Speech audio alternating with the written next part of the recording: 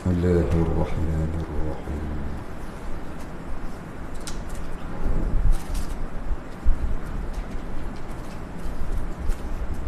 إلى حضرة النبي سيدنا محمد صلى الله عليه وسلم وآله الكرام وأصحابه الأعزاء، وإلى مشايخنا والمسلمين أجمعين، خصوصا إلى والدينا وأولادنا وأسرتنا وقرابتنا أجمعين، وخصوصا إلى حاجاتنا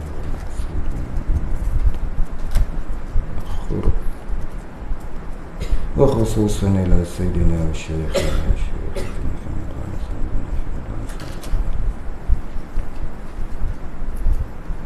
وأصولهم وقرآنهم شيء لله الفاتحة. أعوذ بالله من الشيطان الرجيم. بسم الله الرحمن الرحيم. الحمد لله رب العالمين الرحمن الرحيم مالك يوم الدين إياك نعبد وإياك نستعين اهدنا الصراط المستقيم صراط الذين أنعمت عليهم غير المغضوب عليهم ولا الضالين.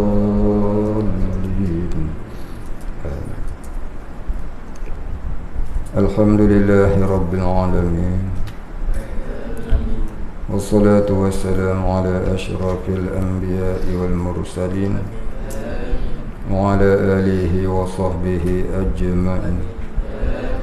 رب اشرح لي صدري ويسر لي أمري واحلل عقدة من لساني يفقه قولي. ولا علم لنا إلا ما علمتنا إنك أنت العليم الحكيم. رضينا بالله ربا وبالإسلام دينا وبمحمد نبيا ورسولا. اللهم اجعلنا من التوابين وجعلنا من المستغفرين وجعلنا من المتطهرين وجعلنا من الموحدين وجعلنا من المخلصين له الدين وجعلنا من المتقين. اللهم أحينا بحياة العلماء وأمتنا بموت الشهداء. آمين يا رب العالمين.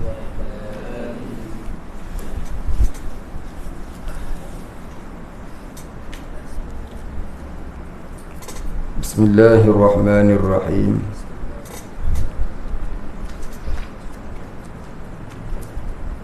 إرادة. تعرف إرادة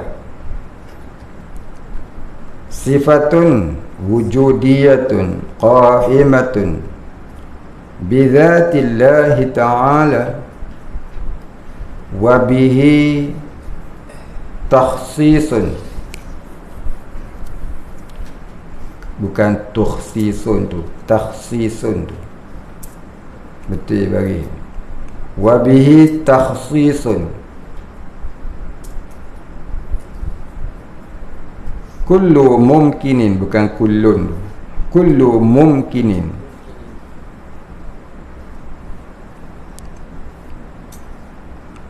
Sifatun wujudiyatun qa'imatun bidzatillahi ta'ala wa bihi takhsisun kullu mumkinin.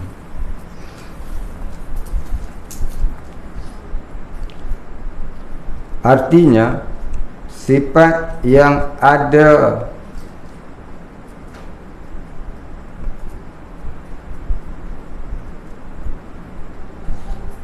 tambah sikit tu, sifat yang ada koma yang berdiri dengan zat Allah Ta'ala. Ta'ain alif tu salah eja tu, Ta'ain alif lam ya tak ada titik. sifat yang ada, yang berdiri dengan zat Allah Ta'ala, dan dengannya menentukan tiap-tiap mungkinin, menentukan tiap-tiap mungkin.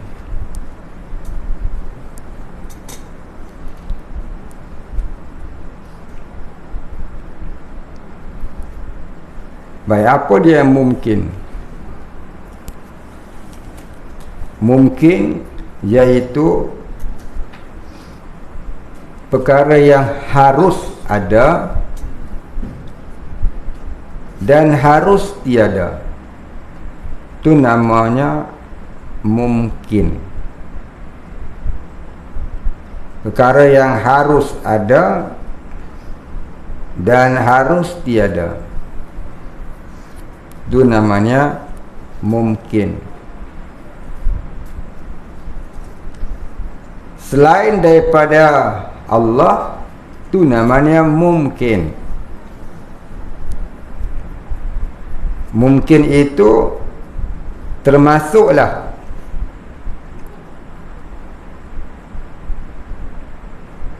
perkara yang di dalam angan-angan kita, perkara yang di dalam cita-cita kita, perkara yang tergambar di dalam hati kita, apa jua dalam perasaan kita, itu pun semuanya adalah mungkin. Walaupun dia hanya angan-angan, bayangan, rindu bayangan, apa lagi, ilusi, imajinasi, itu semuanya adalah mungkin. Kemudian mungkin itu juga segala perkara yang benar-benar ada, seperti kita dan alam ini.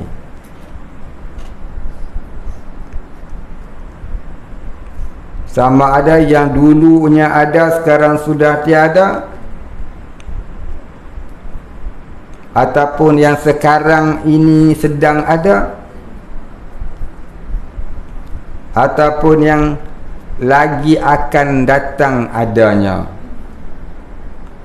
Itu semuanya namanya mungkin.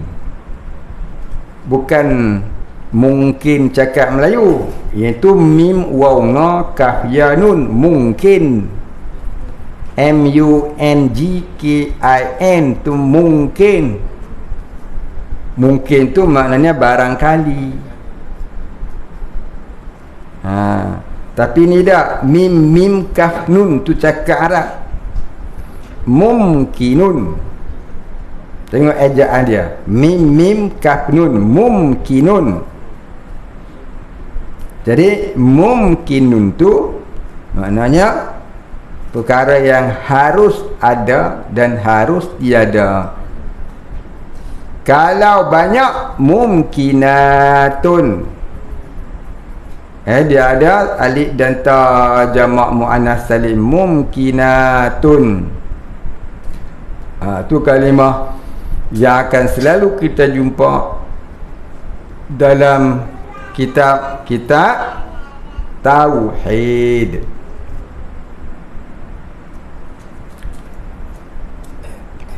Apa beza mungkin dengan makhluk? Mungkin ini umum, makhluk ini khusus. Macam mana? Kalau mungkin itu barang yang harus ada, harus tiada. Kalau makhluk, perkara yang dijadikan oleh Allah, maknanya benda tu sudah ada. Macam kita ni makhluk lah, mungkin yang juga makhluk, mungkin yang juga makhluk. Angan-angan kita, itu mungkin, dia belum makhluk. Pasal apa? Berangan jadi raja. Raja kapur pun tak boleh. Berangan jadi billionaire. Berangan jadi apa lagi? Jadi Perdana Menteri. Itu semuanya mungkin. Benda yang harus ada, harus tiada. Ya. Baik. Kadang-kadang orang tu berangan tiba-tiba jadi sungguh. Kadang-kadang selalunya berangan mati beragan. Apa dia? Tak sungguh-sungguh. Tak jadi-jadi. Itu namanya mungkin. Maka mungkin itu ada 4. Mungkin itu ada 4. Mungkin ataupun mungkinat ada 4.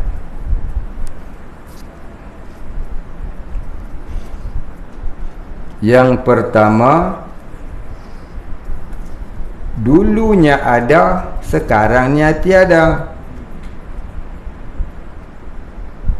Seperti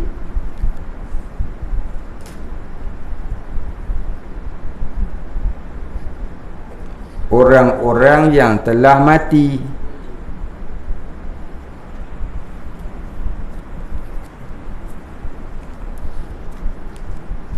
Yang kedua, dulunya tiada, sekarangnya ada.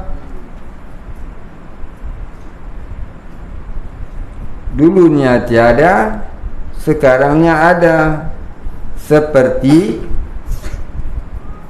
orang yang masih hidup di kala ini, macam kita.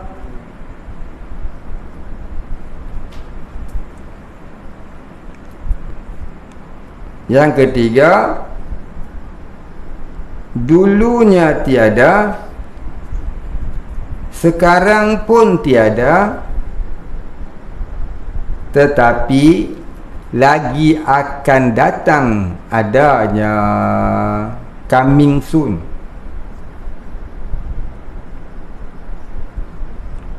Dulunya tiada, sekarang pun tiada, tapi lagi akan datang adanya. Seperti kiamat.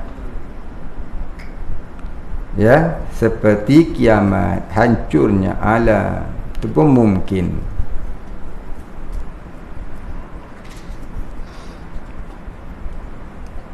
Nombor 4,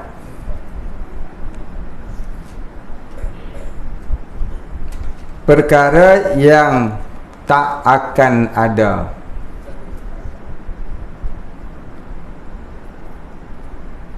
Sekali-kali,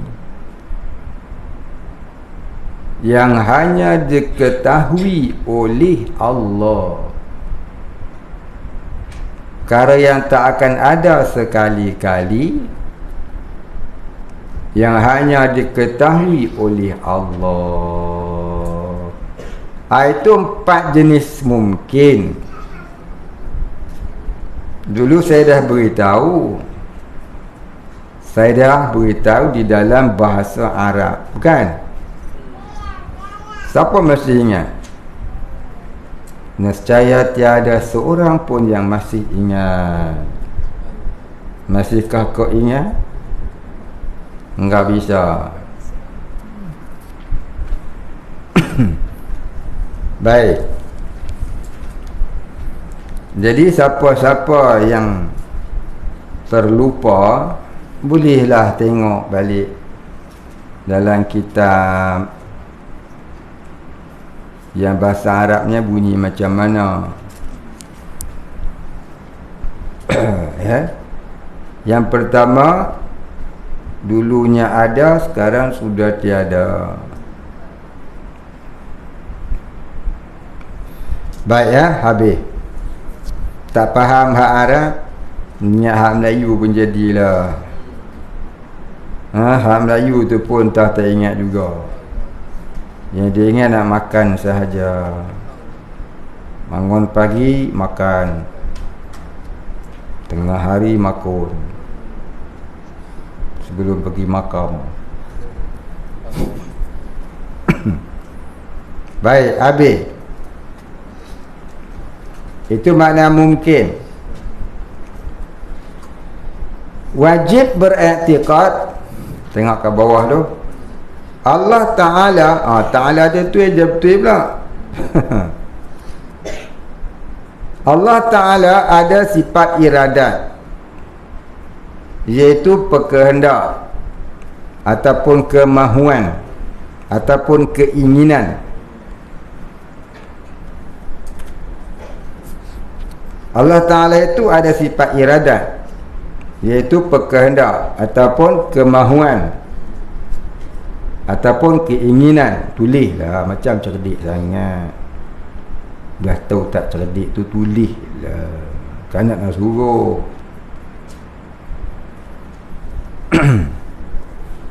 Tok tanya dia tahu. Macam tahu. Saya tengok semua ni, saya tak nampak. Hak nulis tak tulis. Lagi buku ni banyak tak tulis, lukis gambar Doraemon. Tak apa, saya tak cek. Saya cek jumpa Doraemon. Siap. Siap apa? Siap jadi Doraemon.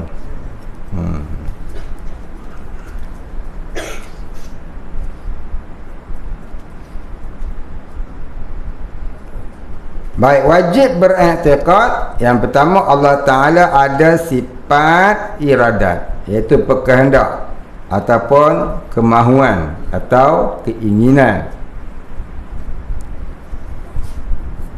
Yang kedua, Allah Ta'ala tu berbuktikan. Potong Ta'ala hak atas tu, tulis kat bawah ta, ain, alif, lam, ya, tak ada titik tu, macam hak atas tu betul. Allah Ta'ala menentukan sesuatu dengan zatnya yang bersifat iradat. Wajib kita i'tikad lagu tu. Allah Ta'ala menentukan sesuatu dengan zatnya yang bersifat iradat. Macam dulu jugalah Allah Ta'ala menjadikan sesuatu dengan zatnya yang bersifat kudrat.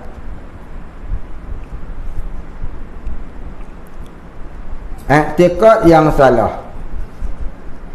Apa dia? Yang pertama, Allah Ta'ala menentukan sesuatu dengan zatnya. Allah menentukan sesuatu dengan zatnya. Dia buat koma, fasik. Yang ni hukumnya adalah fasik, berdosa besar. Buat di atas, tulis kat atas sikit tu. Buat Y terbalik.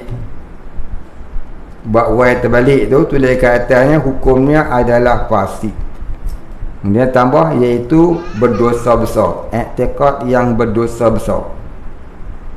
Macam orang Mu'tazilah dia kata Allah Ta'ala menjadikan sesuatu dengan zatnya, menentukan sesuatu dengan zatnya, melihat dengan zatnya. Allah itu adalah zat yang tidak bersifat. Itu i'tikad kaum Mu'tazilah.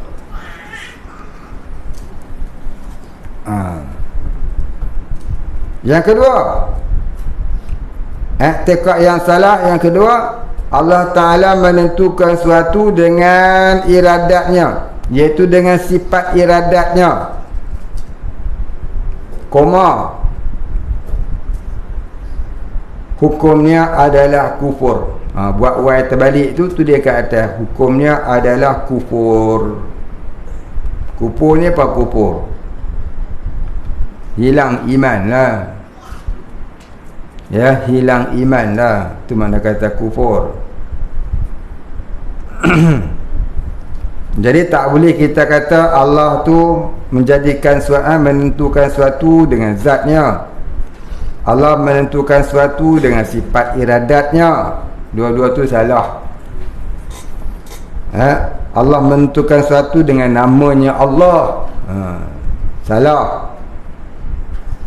Maka wajib kita i'tikad Allah menentukan suatu dengan zatnya yang bersifat iradat. Ini akidah. Baik, habis. Huraian iradat.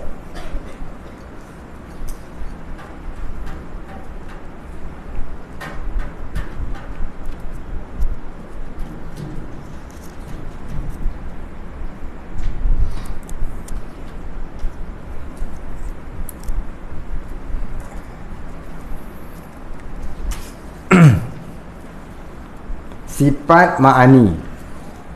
Maknanya iradat ini adalah sifat ma'ani.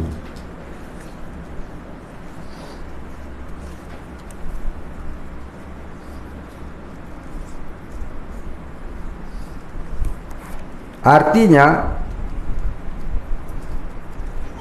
iradat artinya apa dia tulis lagu tu? Terbalik tu dia tulis artinya iradat berkehendak. Anda kata potong. Artinya iradat potong. Iradat artinya berkehendak lagu tu. Terbalik tulis. Mana orang nak faham? Iradat artinya berkehendak atau kemahuan, atau penentu dia tuliskan. Asal pengertiannya ialah penentuan. Asal pengertiannya tu ialah penentuan.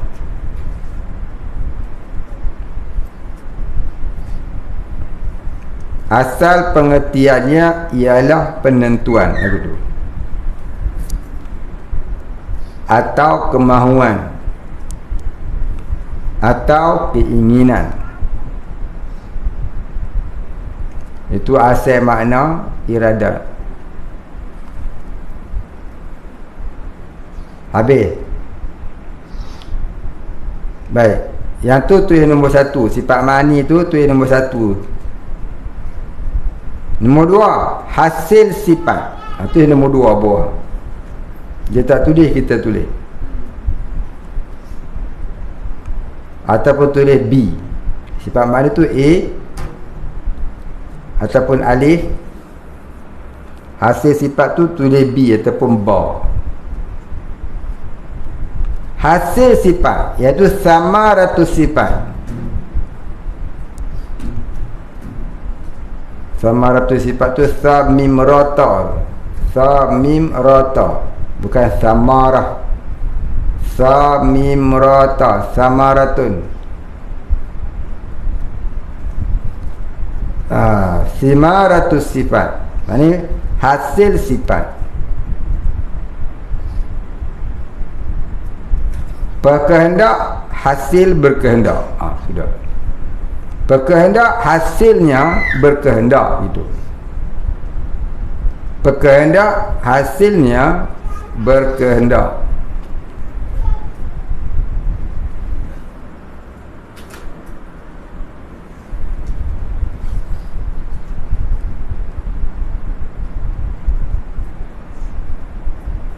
Berkehendak, hasilnya berkehendak. Jadi kalau kita buat makna iradat artinya berkehendak, tu tak apa nak kena.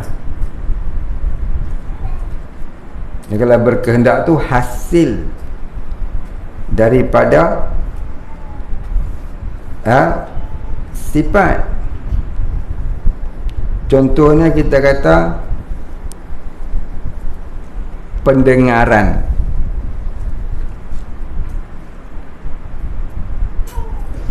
Hasilnya mendengar. Orang yang mendengar tu namanya pendengar.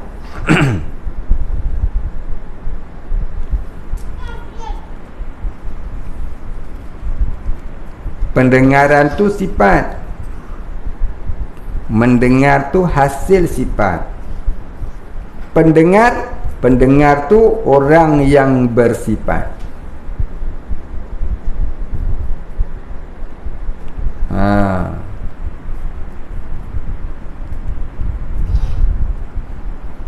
Macam penglihatan. Penglihatan itu sifat. Melihat itu hasil sifat. Pelihat itu orangnya, orang yang melihat.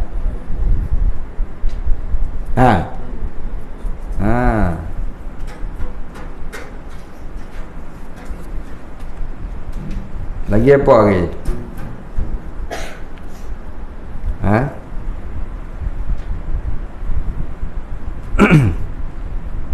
Pemain.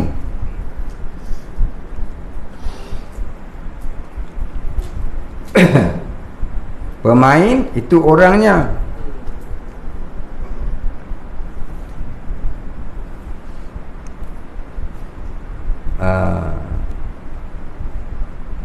Hasilnya apa? Hasilnya apa? Hasil. Hasil daripada apa? Sifat. Pemain tu orangnya. Sifat dia apa?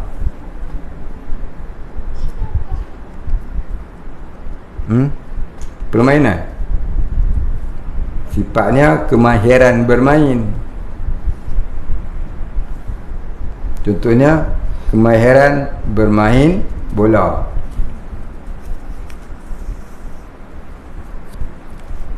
Faham? Hasilnya apa? Hasilnya bermain lah.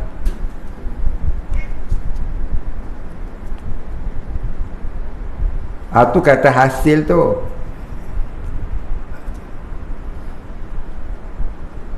Macam sifat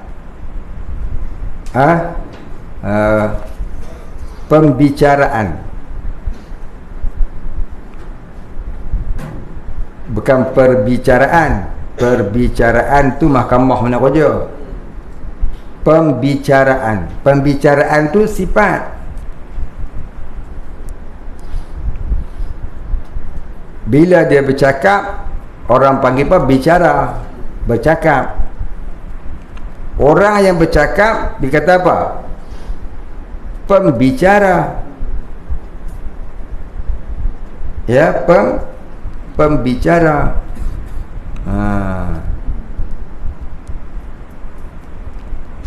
Macam pembacaan. Pembacaan tu sifat. Orang yang membaca tu pembaca. Yang duk keluar suara tu, membaca tu hasil daripada sifat pembacaan.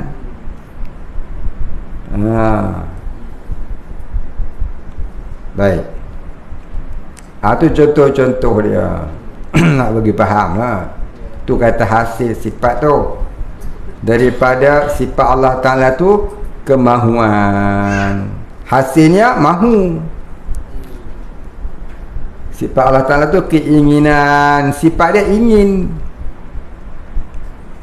Tu hasil dia.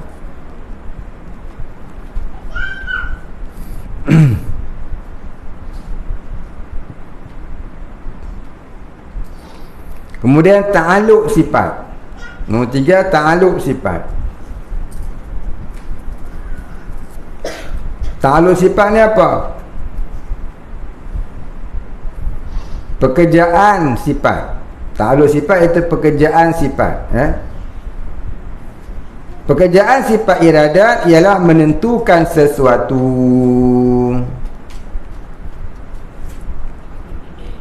Kemudian yang keempat, tempat ta'aluk. Tempat ta'aluk sifat. Tempat ta'aluk sifat iaitu mumkinat. Apa dia mumkinat? Apa dia mumkinat? Perkara yang harus ada dan harus tiada. Ada berapa jenis mumkinat tadi? Baik. Kemudian nama ta'aluk.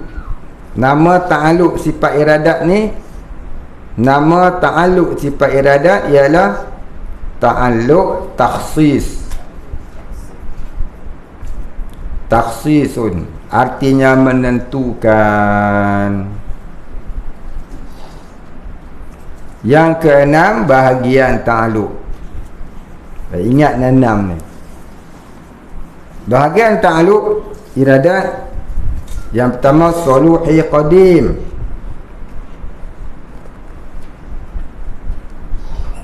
Apa dia? Artinya patut dan layak pada azali bagi menentukan tiap-tiap yang dikehendakinya, iaitu mungkin. Maka pada ta'alluq ini Allah belum menentukan lagi, hanyalah kepatutan untuk menentukan sahaja. Seperti ketentuan Allah terhadap seorang hamba, bermula ditiupkan roh, umurnya, rezekinya, amalannya dan lainnya.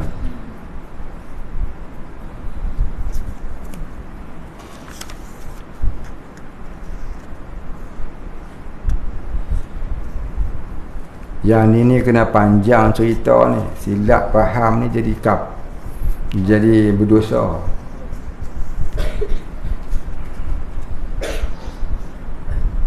Benda ni ada ditulis dalam kitab Risalah Tauhid.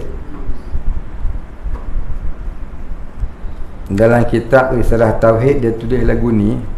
Jadi saya salin tulis. Jadi benda ni kalau salah faham jadi salah akidah kita, cedera. Jadi perbetulkan balik. Ini pada syariat bagi memudahkan faham orang awam. Tapi kalau nak cerita ni soluhi qadim tak apa betul. Ada disebut dalam kitab Risalah Tauhid macam ni. You buka kitab Risalah Tauhid.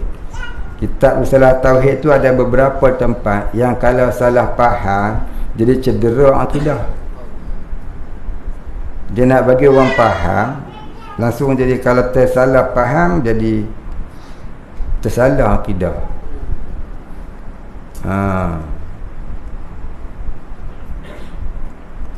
Jadi perbetulkan balik Solihi Qadim ni. Baik dengar saya baca, selagi yang saya suruh padam tu garis je lah. Ni asal ni saya nak cerita apa yang disebut dalam kitab Risalah Tauhid. Dalam kitab Risalah Tauhid tu kalau salah faham tak betul, boleh kata tak betul. Dia nak cerita tu pada pihak orang awam. Orang awam pun salah faham, salah tu.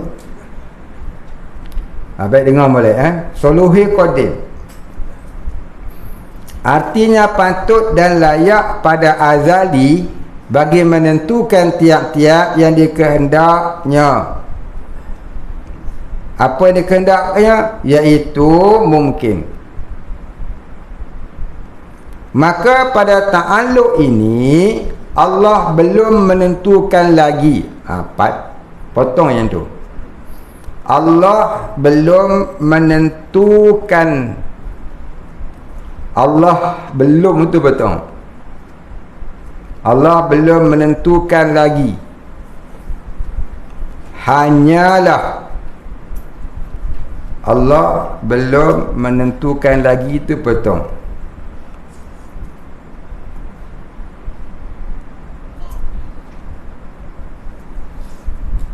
Allah belum menentukan lagi itu potong. Allah belum menentukan lagi, hanyalah itu potong. Maka pada ta'alluq ini yang tu jangan potong. Allah belum menentukan lagi, hanyalah itu potong. 1, 2, 3, 4, 5 itu potong. Faham tak mak? Apa yang kau potong? Potong terbelai.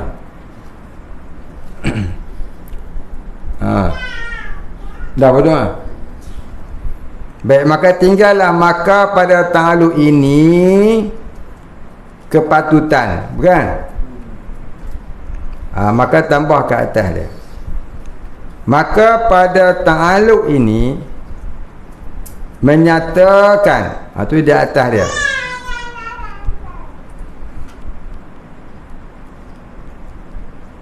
menyatakan kepatutan oleh Allah menentukan sesuatu pada azali. Maka pada ta'alluq ini menyatakan kepatutan oleh Allah menentukan sesuatu pada azali. Titik. Kemudian baris yang ketiga, untuk menentukan sahaja seperti ketentuan Allah terhadap seorang hamba bermula ditiupkan ruh, umurnya, rezeki, amalannya dan lainnya, tu potong semua. Baris ketiga, keempat dan kelima tu sampai lainnya tu potong semua. Yang tu panjang cerita tu. Tapi kita takut kita terfaham. Mula-mula Allah Ta'ala tak plan, lepas tu baru Allah plan. Jadi salah. Sebab takdir Allah itu qadim, lagi azali. Kalau dulunya belum plan, lepas tu baru plan, bermakna tidak qadim, bermakna tidak azali, jadi baharu. Tapi dalam kitab Risalah Tauhid dia tulis lagu tu. Salah faham tu cedera akidah. Jadi orang yang ngajar kitab Risalah Tauhid tu, kalau tersalah huraian dia, salahlah akidah.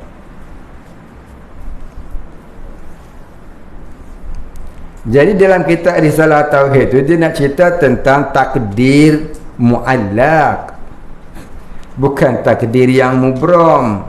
Tu nak cerita di situ. Bukan salah pengarang kitab Risalah Tauhid. Cuma kalau tersalah orang yang menyampaikan ilmu sebab baca tak mengaji, jadi salahlah dia, salahlah orang yang mendengar. Pasal dalam kitab Risalah Tauhid tu dia tak hurai tentang takdir muallaq dan mubram. Sebab tu kitab Tauhid tak boleh baca sendiri dan tak boleh faham sendiri, lagi ngaji lu. Jadi pengarang kitab tu dia tulis lagu tu nak suruh hang pergi mengaji, bukan suruh hang baca sendiri. Hang baca sendiri jadilah perlu faham dulu asalnya Tuhan tak takdir, cuma boleh pada azali Allah Ta'ala takdir, tapi belum takdir. Maksud belum takdir tu belum ditulis di Lauhul Mahfuz, tapi takdirnya sudah ada di dalam takdir mubram. Cuma takdir muallaqnya belum, iaitu takdir di Lauhul Mahfuz. Pasal apa? Takdir di Lauhul Mahfuz itu baharu. Dia bukan qadim, dia boleh berubah. Asalnya tak ada, lepas tu ada dan boleh berubah. Itu takdir di Lauhul Mahfuz, itu tidak qadim, itu baharu. Takdir yang qadim itu takdir di dalam ilmullah, takdir di dalam ilmu Allah, pengetahuan Allah. Takdir itu qadim, lagi azali, tidak berubah-ubah, tak ada mula bagi adanya takdir itu. Tapi takdir yang di Lauhul Mahfuz tu takdir yang ada mulanya. Pasal apa? Lauhul Mahfuz tu pun asalnya tak ada, lepas tu baru ada, lepas tu baru ditulis oleh qalam. Dan boleh pula qalam mengubah takdir itu dengan perintah Allah. Jadi takdir di Lauhul Mahfuz itu takdir baharu, boleh berubah. Itu yang didoakan orang, ya Allah, andai kata aku ditakdirkan jadi bagian-bagian, maka kau ubahlah takdir itu jadi begini. Ya Allah, kalau aku ditakdirkan mati dalam fasik, maka aku mohon padamu, ubahlah takdir itu agar aku mati di dalam muttaqin. Jadi yang kita doa tu bukan mengubah takdir yang mubram, tapi mengubah takdir yang apa? Muallaq. Ya, takdir yang tertulis di Lauhul Mahfuz. Jadi kita berdoa kepada Allah itu bukanlah berdoa untuk mengubah takdir mubram, tapi mengubah takdir yang muallaq. Maka ada orang dia tak faham apa itu takdir muallaq, takdir mubram, terus saja dia kata, oh salah ustaz tu mengajar. Pasal apa? Takdir boleh berubah pula. Dia kena fahamlah kalau ustaz tu kata takdir boleh berubah dengan doa, maknanya tu takdir muallaq, tak salah ustaz tu. Begitu juga dalam kitab Risalah Tauhid, tak salah kitab tu. Cuma ni hang nak kena fahamlah apa maksud musannif tu. Syekh Abdul Ghani tulis tu. Lepas tu jangan baca sendiri. Apatah lagi dah baca sendiri pergi ngajar orang pula, sosek menyosekkan orang. Pasal ada di satu tempat, satu orang tu dia cerita, dia baca kitab Risalah Tauhid lah. Saya syurkan Risalah Tauhid kalau tak mengaji jangan baca, boleh mengelirukan. Nanti dia terfikir dan terfaham takdir Allah itu baharu. Mulanya Tuhan tidak takdir, lepas tu baru Allah takdir. Pasal apa? Ada soluhi qadim. Soluhi qadim di situ bukan dengan bermakna soluhi qadim macam ta'alluq kudrat, tidak.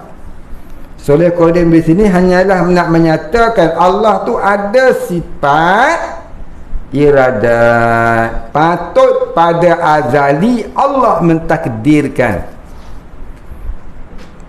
Gitu. Baik, dalilnya apa dia? Dalilnya ada pula nombor 2 tu ta'alluq tanjizi qadim. Apa dia? Artinya tunai pada azali. Maksudnya ialah takdir Allah itu sudah tersedia pada azali. Maknanya takdir Allah itu qadim lagi azali. Jadi apa hubung kait suluhi qadim dengan tanjizi qadim dalam sifat iradat ini? Baik, suluhi qadim tu nak menyatakan Allah boleh menentukan sesuatu pada azali. Tanjizi qadim tu nak cerita apa pula? Nak cerita mengenai memang Allah sudah takdirkan sesuatu itu pada azali. Bukan dengan makna sulh qadim tu Allah boleh menentukan tapi Allah belum menentukan. Kalau faham lagu tu salah. Pasal apa? Nombor 2 tanjizi qadim sudah pun tertakdir pada azali, tu lagu mana pula? Kau pening pula. Jadi tu nak kena faham. Tak faham tanya. Senang ya? Tak faham tanya. Tak reti nak tanya lah ustaz. Artinya Allah telah menentukan apa yang dikehendakinya, iaitu menentukan mungkin yang berlawanan, iaitu mumkinat mutaqabilat.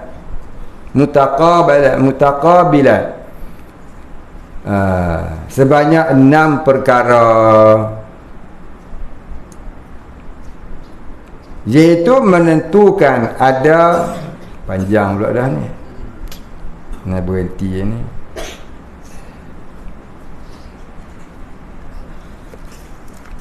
Berhenti kat situ. Artinya Allah telah menentukan. Minggu depan kita cerita ni panjang nak huraikan sikit kepala. Sikit kepala orang dengar. Sikit kepala orang dengar tak? Ngaji tauhid sikit kepala. Nak tekan pasal tauhid ni dia ilmu mantik, ilmu falsafah, bukan falsampah. Tu sampah sarap lain. Ilmu falsafah, ilmu orang panggil apa, ilmu filosof, ilmu PhD. Tapi kita tak ada PhD.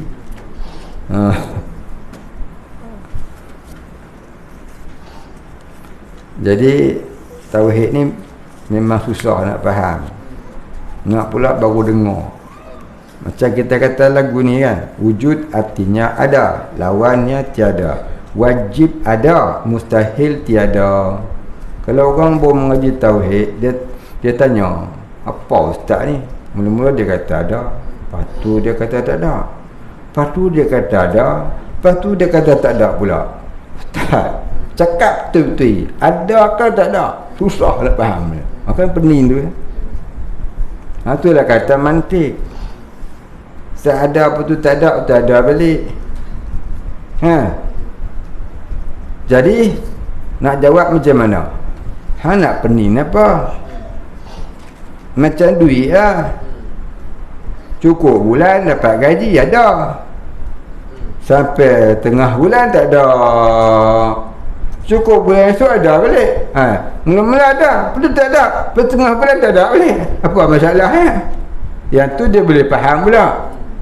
Pasal apa dia kata susah nak faham? Pasal malas ngaji. Tu ya sebenarnya. Dia malas ngaji tak boleh kata apa. Dia buatlah alasan. Pasal puasa ada, asal tak ada.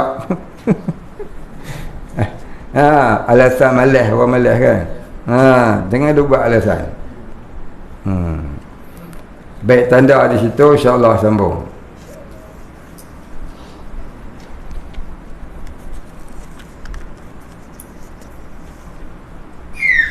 Baik, ada beberapa soalan.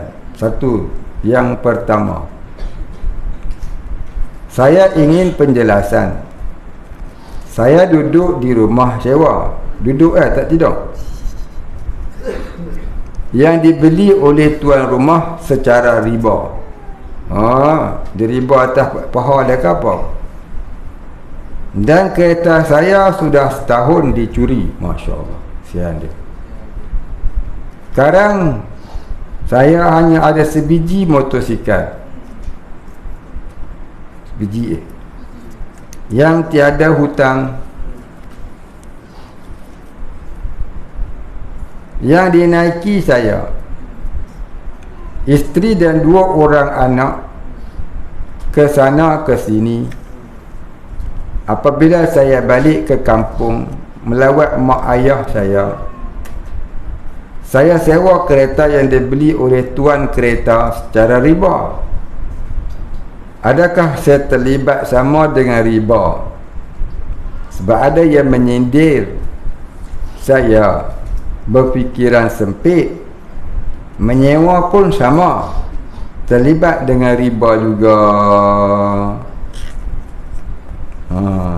Baik, fiqh ni ma zahara minha. Tu kaedah fiqh ni ma zahara minha, barang yang zahir padanya. Ya, jangan duk apa selidik di sebaliknya. Fiqh tak suruh kita sidik sampai sebalik-sebalik. Fiqh ni ma zahara minha, apa yang zahir padanya. Kita pakai duit kita cara halal, lepas tu dia nak beli cara haram tu dia tanggung. Jadi kita duduk di rumah sewa, tuan rumah beli cara riba, tu dia tanggung. Kita sewa, kita bayar duit halal, kita tak berdosa. Kalau kita pun bayar sewa dengan duit riba juga, kita pun berdosa sekali. Baik, kita sewa kereta, pasal apa kereta kena curi jadi. Jadi dia beli cara riba, tu dia dengan Allah Ta'ala. Lepas tu kita sewa pakai duit halal kan duit riba. Kalau duit halal, tak apa, halal lah. Ma zahara minha, yang zahir kamu guna tu, guna duit halal kan duit haram? Duit halal. Duit halal tak apa, halal. Ya. Baik. Pasal apa? Orang yang beli cara riba, dia tak sah beli pada syarak. Dia tak sah beli pada syarak. Tapi kalau kita pinjam, bukan dengan niat reda dia pakai, dia beli secara riba, apatah lagi kita sewa, maka itu kita tidak berdosa. Dia je lah. Faham tak? Dia tak sama dengan barang curi. Barang curi lain pula. Barang curi gini, Ali curi cawan, Ali jual ke Abu, Abu pun beli, sedangkan dia tahu ni barang Ali curi, haram Abu ni. Saya tahu dia curi, hang pergi beli juga kat pencuri, hang jadi pencuri nombor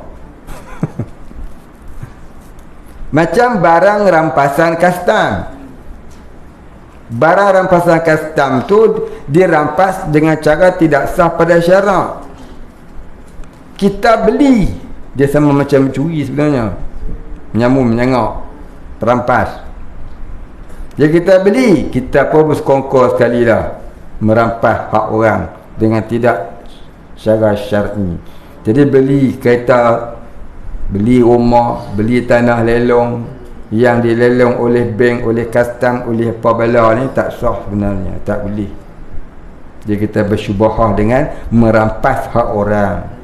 Riba ni lain. Dia tak sama dengan mencuri, merampas, menyamun, menyangak. Riba ni lain. Riba ni kaedah beli tu tak sah, tapi dia keluar duit juga. Menyangak ni lain. Dia tak ada apa-apa, tu tembih hak orang eh. Nampak tak? Baik, boleh faham? Beza riba dengan mencuri. Ya? Jadi barangkali kawan yang tegur orang yang tanya ni, dia samakan riba dengan mencuri. Kalau mencuri lain. Kita tahu kereta itu kereta curi, kita pergi sewa, kita berdosa.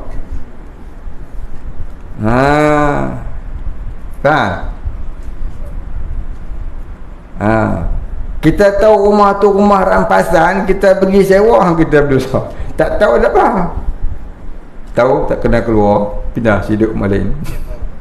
Tapi kalau dia bicara riba, tu lain hal pula. Riba ni dia hukum dia macam lain pula. Ya. Sebab tu duit riba dia boleh guna untuk musalahul mursalah, untuk tujuan kebaikan, seperti dibuat jalan. Tapi duit curi tak boleh guna, hang kena pulang balik kepada tuan punya. Barang rampas yang tak boleh guna, hang kena pulang balik kepada yang dirampasnya apa. Itu beza dah. Faham tu? Faham tak apa? Itu beza antara riba dengan curi. Ya. Jadi barangkali orang yang nasihat orang yang bertanya ni, dia samakan riba tu macam mencuri. Barang riba tak sama macam barang curi. Barang riba, katalah 10 tahun dah kita bayar rumah tu cara riba, hari ni baru terasa berdosa. Hari ni rasa nak tobat, macam mana cara dia? Kau tobatlah 10 tahun tu yang kau bayar dengan cara riba. Hari ni nak pergi bayar, jangan niat dah beli. Niat tukar barang. Niat tukar barang. Maka mudah-mudahan bermula dia niat tukar barang tu, tak adalah hukum riba. Dan dia dah taubat 10 tahun bayar cara riba tu, mudah-mudahan Allah Ta'ala ampunkan. Saya dah cerita dah bab ni dulu ya. Baik, habis. Terima kasih kepada yang bertanya. Masalah ni banyak ni berlaku. Dan ni bukan tasawuf, ni fiqh. Ni fiqh.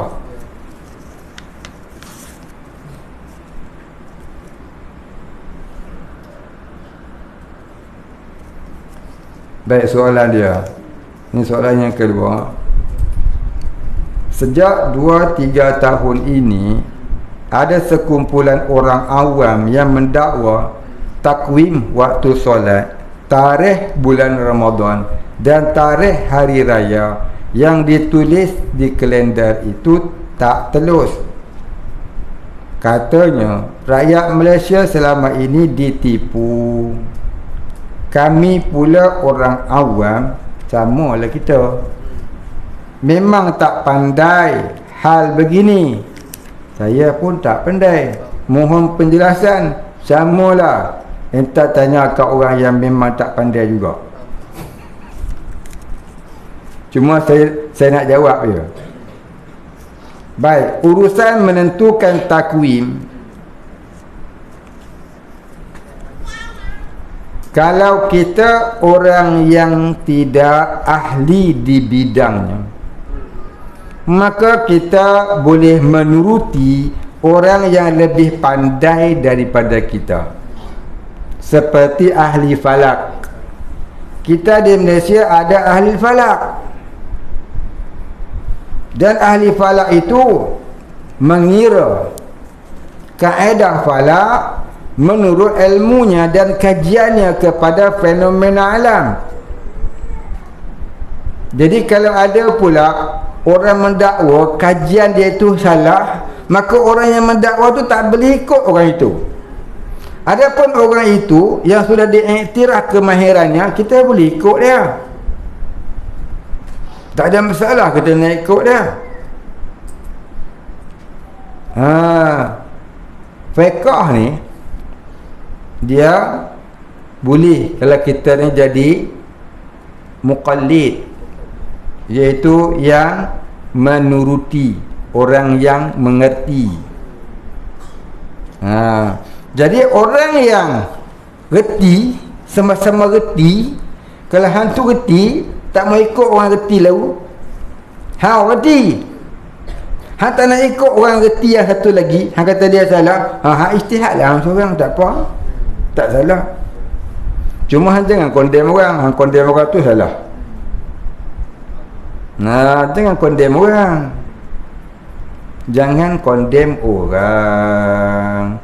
Jangan sangka hang seorang pandai. Ini masalah macam Abdul Wahab dia condemn orang Imam Syafi'i dan orang-orang yang bermazhab Syafi'i. Nampak tak? Dia tu pandai sangat ke? Dia ni pandai di belakang ajak depan cabut.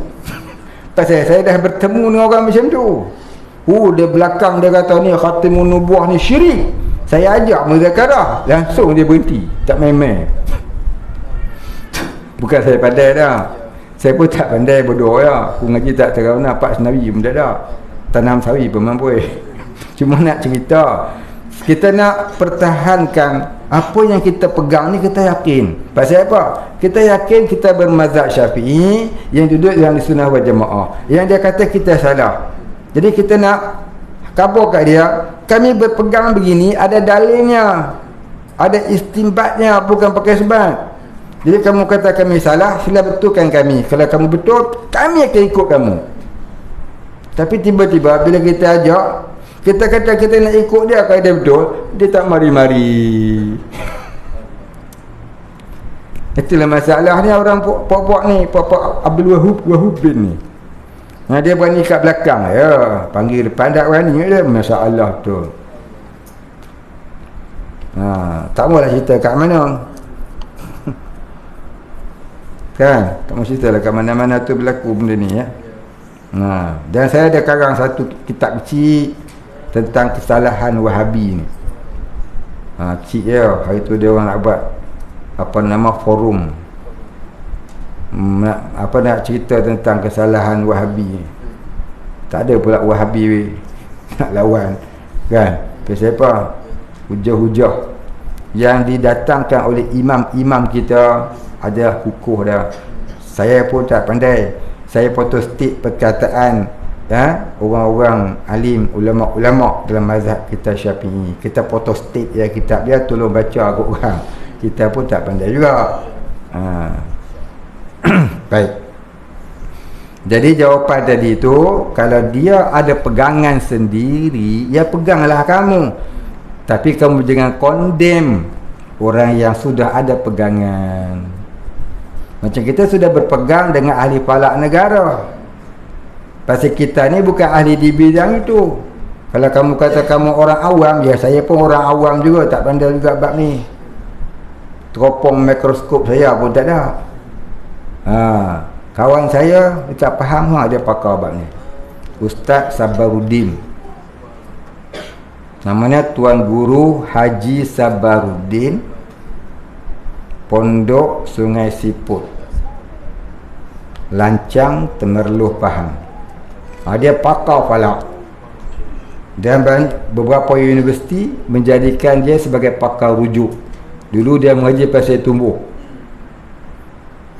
Sampai kami gelar dia Din Falak. Dia pakar tunggu falak. Dia buka pondok ke Pahang. Jadi dia salah seorang di antara yang yang menentukan kaedah falakiyah di Malaysia. Dia ahli di bidang. Kamu nak condemn dia, pergi jumpa dia. Ni hak condemn ni, pergi jumpa dia. Universiti dah bagi satu set, mungkin beberapa set kaedah nak teropong bulan bintang di langit. Saya pun pernah tengok dia. Dan saya pernah bawa anak isteri saya pergi ziarah dia. Siap jamu nasi. Tahun bila pergi tak ingat. Lupa lah.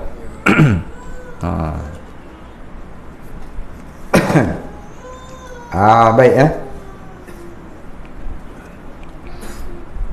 Jadi begitulah kita. Kalau orang tu sudah ada pegangan, jangan kita kata dia salah. Jangan dia kata dia salah. Barangkali pegangan dia tu sudah benar. Lainlah kalau confirm dia salah, seperti Syiah, seperti Qadiani.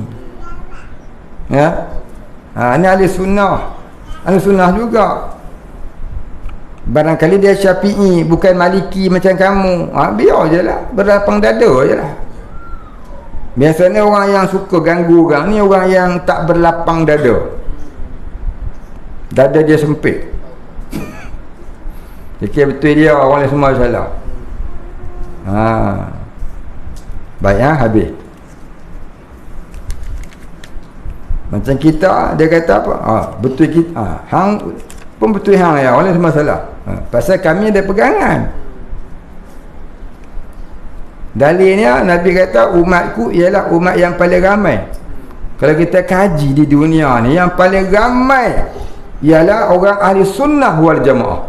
Bukan orang Wahabi, bukan orang Syiah. Wahabi ada di beberapa negara saja, tu pun minoriti. Tapi ahli sunnah, boleh kita suruh dunia ada, dan mereka golongan majoriti. Nabi kata umatku ialah umat yang paling ramai. Kalau kita lihat, ahli sunnah lah yang paling ramai. Sama ada Maliki, Hanafi, Syafi'i, mahupun Hambali. Itu pegangan kami.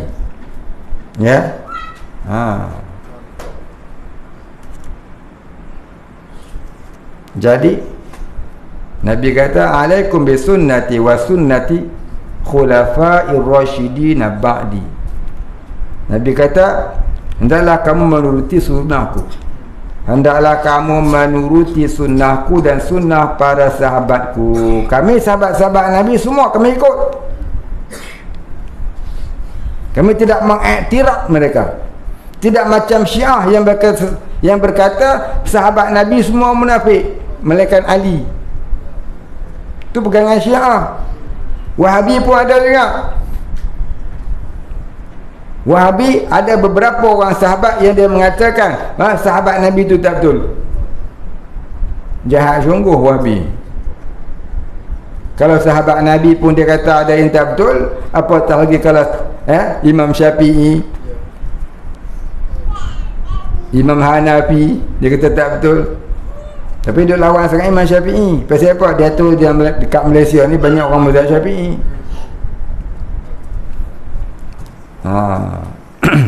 Baik habis sekat tu.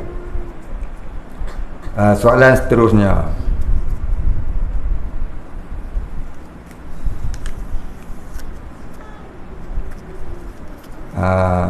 Maaf bertanya. Tanya tak apa. Bolehkah budak diajar solat tapi belum lagi bersunat ataupun khatan? Baik. Nabi suruh mengajar akan anak-anak itu solat sejak seusia 7 tahun. dan pukullah kalau ia tidak solat ketika 10 tahun. Kalau dia berumur 100 tahun, sepak punggung. Tu saya kata. Maknanya apa dah? Suruhlah anak kamu, ajarlah anak kamu solat seusia 7 tahun, dan pukullah ia kalau dia tidak solat ketika umurnya 10 tahun. Dan andai kata dia umur 18 tahun, dia tidak solat, maka halau ia keluar dari rumah. 7 tahun, 10 tahun, 18 tahun. Nampak? Atau Nabi kata. Jadi dia tanya, bolehkah ajar solat sedangkan dia belum bersunat? Ya, sekadar mengajar tak apa. Sekadar mengajarnya solat tu tak apa, bagi dia reti-reti dulu. Nanti dah ada reti, kita bersunat, kita sunatkan dia. Kita suruhlah dia solat dengan sempurna. Sekadar nak mengajar tu tak apa, boleh. Baik, habis.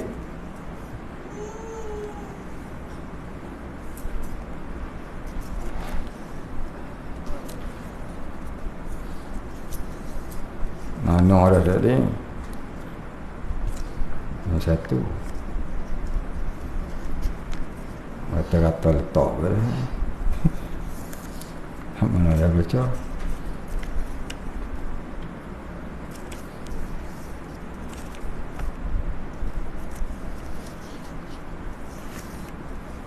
Nombor 3. Adakah kita orang awam perlu mencerap sendiri hilal setiap kali masuknya bulan baru dalam setiap bulan Islam? Adakah semata-mata mencerap hilal hanya menggunakan teropong, atau lebih afdal menggunakan mata kasar?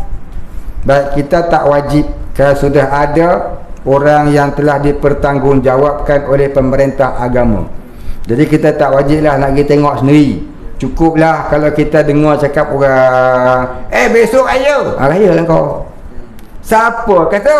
Tak apa dengar tu, tengok dalam TV. Dah cukuplah, sah.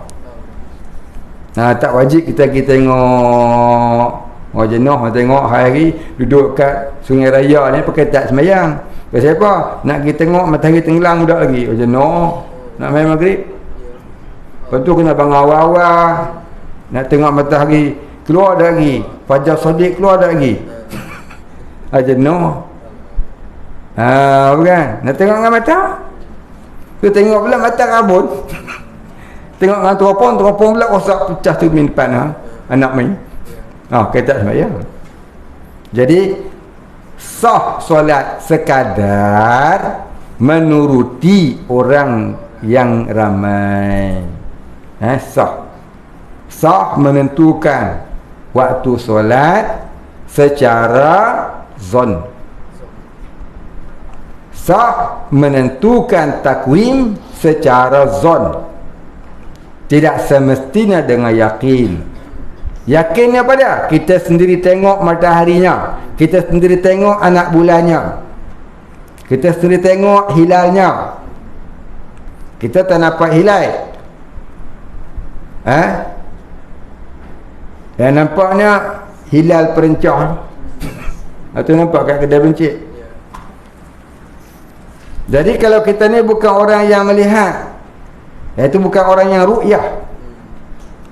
Di mana orang ru'yah tu orang yang beramal dengan yakin. Kita tak tengok, tak ru'yah. Memadai dengan zon. Zon ni apa dia? Kita menuruti orang yang yakin. Kita menuruti orang yang melihat. Jadi hukumnya sah. Ya. Baik. Jadi apa yang Jabatan Agama Islam keluarkan tu, sah kita ikut. Contoh dia tengok maghrib isyak pukul apa? 8.39. Ikutlah, boleh, sah. Tu namanya cara zon. Yang orang duk tengok tu, tu cara apa? yakin. Tengok sendiri, yakin. Ikut orang yang tengok apa? Zon. Itulah kaedah dia. Sah ke cakap zon? Sah. Pekah boleh zon. Bukan bukan mesti yakin. Zon pun sah. Syak pun sah. Syak bukan syak, syak pun sah. Syak ni apa? 50-50. Jangan waham tak sah. Dia tak macam tauhid zon tak sah, syak tak sah, waham tak sah, mesti yakin. Tauhid dia kena yakin. Zon tak sah, syak tak sah, waham lagi tak sah. Pekah tak semestinya yakin. Zon pun sah, syak pun sah, jangan waham tak sah. Faham kaedah?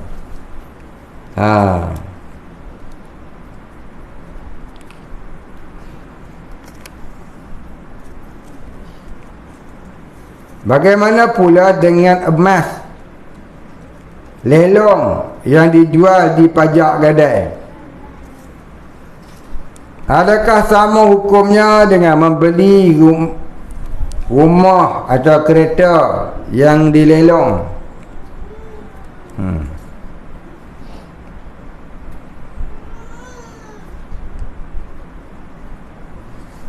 Masuk pajak gadai ni, pajak gadai orang kapi kan? Kan?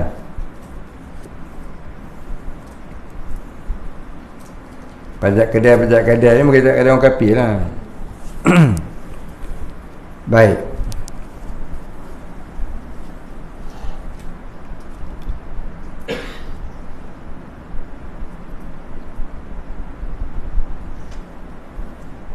Emas yang dilelong di pajak gadai tu asalnya kepunyaan orang yang nak meminjam uang. Betul? Dia nak raya, duit tinggal sekupang. Laki dia tanya, rantai emas kita dulu ni ada lagi ke? Dia pun tanya, bukan kita punya, tu saya punya. Kita tak ada, kata tu saya punya. Kata dengan tok laki dia, tak apalah yang pergilah kedai. Nanti dapat duit, nanti mana-mana kita buih lah balik.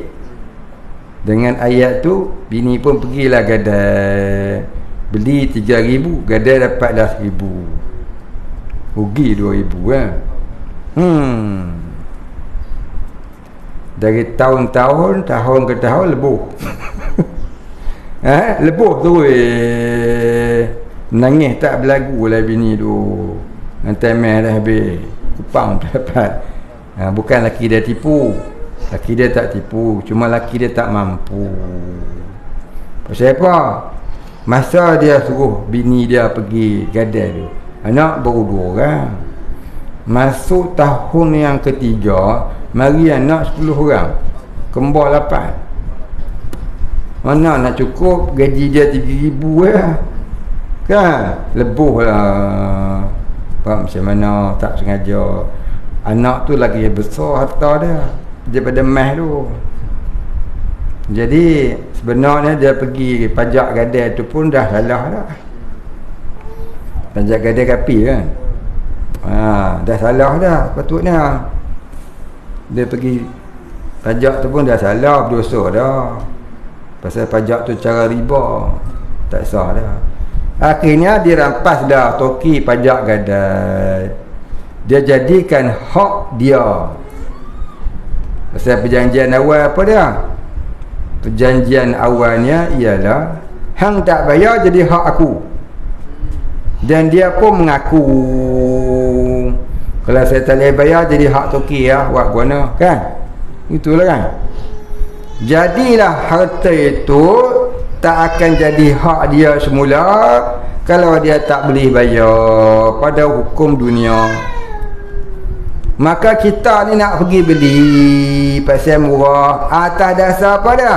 Atas dasar itu harta fake. Maka atas dasar harta faid, harta yang dimiliki oleh orang kafir, ya, maka kata setengah ulama tak boleh, kata setengah ulama boleh. Ya, kata setengah ulama tak boleh, kata setengah ulama boleh. Jadi pakailah yang boleh kalau kau nak beli. Satu khilaf. Ya. Macam rotek nak hidup, rotek kena beli insurans kapi. Betul lagu mana? Tak beli insurans, tak boleh ambil rotek, tak boleh ambil rotek, tak boleh on the road. Tak boleh on the road macam mana? On the look jelah. Beli kereta main-main tengok lah kan, nak buat tak boleh. Gohead buat apa? Buat tukun. Buat tukun sayang pula. Habis tu nak tak nak kenalah beli insurans untuk hidupkan rotek, untuk boleh on the road kan. Jadi kata ulama-ulama Timur Tengah memfatwakan, ulama-ulama di Syria, dia memfatwakan harus kita beli insurans untuk menghidupkan rotek, bagi memboleh kita menggunakannya di atas jalan raya, kerana kita tu orang-orang yang dikerasi. Bukan kita reda, tapi kita tu dikerasi. Kalau kena bom accident, bila tak kita tuntut insurans, ya boleh saja, harus.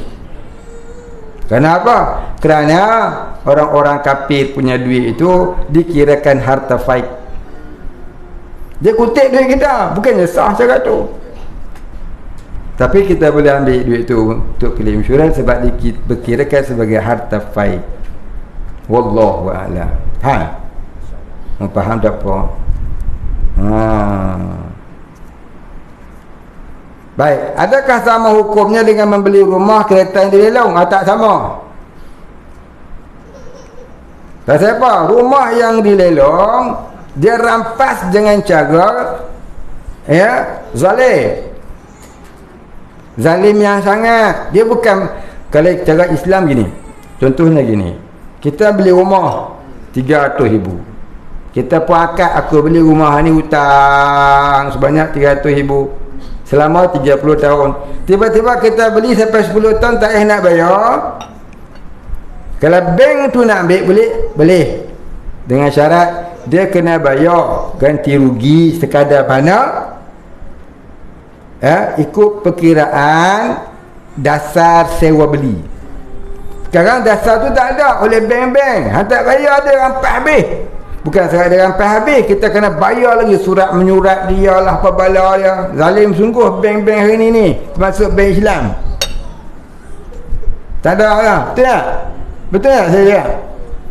Rumah kena rampas, dia bagi balik duit sikit kita. Dah lah. Kereta kena rampas, dia bagi balik duit sikit kita. Tak ada. Hukum tu tak ada dalam istilah perbankan Islam. Tak ada. Istilah dia loan pun tak betul lah. Pinjaman, duit kena boleh pinjam. Jadi kaedah tu pun dah salah. Tiba-tiba dah kita tak bayar, dia rampas cara tak sah. Jadi penyangak. Bank-bank ni penyangak. Lepas tu dia lelong, kita beli dekat penyangak tak boleh. Tak sama dengan pajak kadai tadi ni. Pasal apa? Dia ambil emas, dia bagi duit. Yang ni dah tak sama. Kaedah tu tak sama. Baik. Sama tapi tak serupa. Rampas juga tapi tak serupa.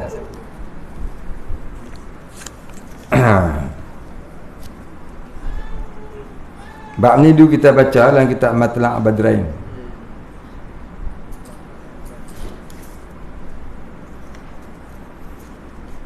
Munah.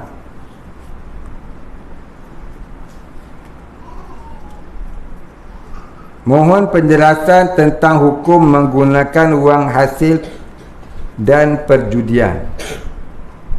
Wang hasil dari perjudian ke wang hasil dan perjudian ni? Dan lain, dari lain. wang hasil dari perjudian ke wang hasil dan perjudian. Oh ni sehari dia kena kita balik ni. Contohnya hasil perjudian itu dibuat beli makanan. Mudah-mudahan yang dia tulis ni menggunakan wang hasil dari perjudian, bukan dan ni. Kalau dan hantar balik soalan.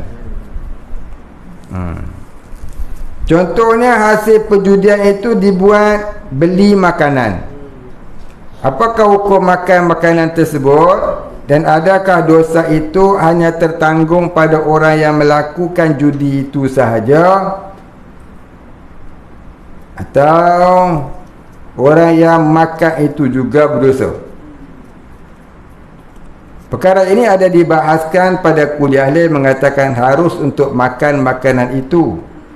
Dosa hanya ditanggung oleh orang yang berjudi. Mohon pencerahan.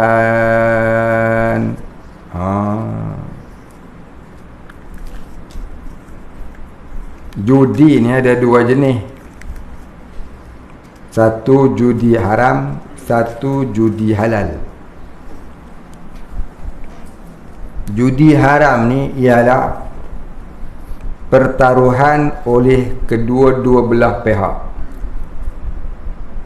Maka akan satu menanggung rugi, satu akan mendapat keuntungan. Salah satunya belum diketahui, maka itu judi haram. Dari akan dan.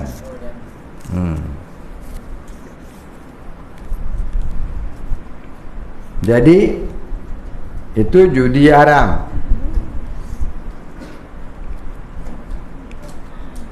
Yang kedua judi halal.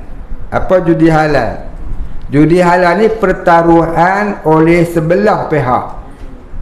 Sebelah pihak lagi tak bertaruh. Dengan perjanjian, kalau hang menang aku bagi ni kat hang. Kalau aku menang hang tak payah bagi apa-apa kat aku. Tu tak judi halal. Contoh faham? Contohnya saya kata dekat Wan. Saya kata kat Ustaz Wan, Ustaz Wan, mari kita lawan tembak botol air. Kalau Ustaz Wan kena, saya bayar, Ustaz Wan bayar kat saya 1,000. Kalau saya tembak kena, Ustaz Wan bayar kat saya 1,000. Kalau saya tembak kena, Ustaz Wan bayar kat saya 1,000. Tapi kalau Ustaz Wan tembak kena, saya tak payah bayar apa-apa. Seorang je yang bertaruh. Tu sah halal. Sebab Ustaz Wan dia memang jutawan pun. Dia nak bagi duit kat saya. Dia tahu saya ni kan sengkeh. Bila anak ramai. Jadi dia nak bagi gitu je.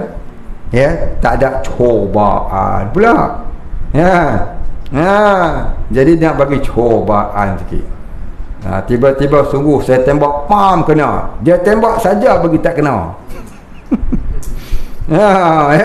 Jadi dia bayar kat saya 1,000. Seronok saya. Boleh tak? Boleh. Tapi kalau saya kata Wan mari kita lawan tembak betul. Kalau saya kena tak orang bayar saya 1,000. Kalau Ustaz Wan yang kena saya bayar kat Ustaz Wan 1,000. Dua-dua bertaruh tu judi haram. Faham? Baik, habis. Katalah yang menang tu judi haram. Tak usah sebut aku lah. Yang benda haram tu sebut oleh kita orang lain lah kita. Orang lain namanya Janggo. Dia menang, dia pun menang 10,000. Dia pergi masjid buat kenduri arwah. Untuk ayah dia, untuk mak dia. Baik. Dia guna duit menang judi tu. Dia guna duit menang judi tu untuk buat kenduri. Kenduri apa? Kenduri arwah. Tadi dia menang 10,000, 5,000 dia ambil, beli kambing 4 ekor dengan beras apa semua kali buat kenduri kesyukuran dia menang main judi. Pak Imam tu baca doa. Pak Imam kata tak apa halal.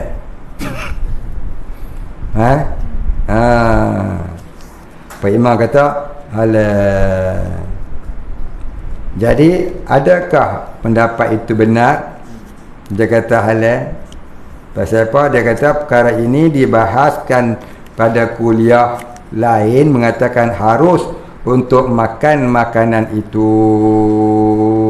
Dosa hanya ditanggung oleh penjudi. Baik, kalau orang yang makan tu tak tahu, dia enggak berdosa. Tapi kalau dia tahu, berdosa. Kita tahu sumbernya haram, kita pergi mentadalah juga, dosa. Kalau tak tahu, ya tak berdosa, pasal tak tahu. Ya, faham tak? Maisir tu, dalam Quran sebut maisir, judi ni maisir. Maisir ni haram, melainkan maisir yang halal. Maisir yang haram, haram lah. Barangkali ustaz tu nak cerita, kalau orang yang makan tu tak tahu sumber tu macam mana, dan kita tu pun tak wajib selidik. Jadi kita makan tu tak apalah. Kalau kita tahu memang hasil judi, kullu lahmi nabata minas sukhti fannaru awla bih. Tiap-tiap daging yang tumbuh dari sumber yang haram, maka neraka tu lebih utama dengannya. Tahu pokok sumber yang haram kan, kau makan apa? Melainkan duit riba. Duit riba ni ada sikit dia punya tafsil dia bagi orang yang miskin. Ya, duit riba ni dia ada sedikit tafsil dia bagi orang yang miskin. Duit judi ni tak ada. Duit judi ni tak ada. Adalah sedikit masalah judi ni boleh jadi halal kalau asalnya kapi, tapi pendapatnya dhaif. Dia orang kapi, masa duduk kapi dulu, dia ni toki judi, dia hidup dengan hasil judi, kaya-kaya lah dia. Tiba-tiba dia masuk Islam. Bila dia masuk Islam, timbullah persoalan. Apa persoalan dia? Boleh tak dia guna semua harta-harta dia tu, sedangkan harta tu daripada hasil judi? Kaul muktamad tak boleh. Dia kena Baitul Mal kena bagi dia sejumlah duit halal untuk dia memulakan hidup baru, bersumberkan duit halal. Kaul muktamad tak boleh. Tu kaul muktamad tak boleh. Adalah kaul yang dhaif mengatakan bila seseorang itu daripada kapi, seseorang tu kapi masuk Islam, maka terhapus segala dosa-dosanya yang lama, syirik-syiriknya yang lama, termasuklah harta-hartanya yang lama dulunya haram jadi halal. Tapi pendapat itu dhaif. Boleh pakai tak? Nak pakai untuk dia seorang boleh. Nak buat fatwa tak boleh. Takut dia balik pada kapi, kita kata pakailah supaya dia kekal dalam Islam. Adalah ulama kata supaya dia kekal dalam Islam, ya harus bertaklid kepada kaul dhaif tadi. Tapi kalau dia boleh kuat Islam dia, ya walaupun kita kata tak boleh pakai, dia kuat juga Islam, itu lebih afdal. Faham?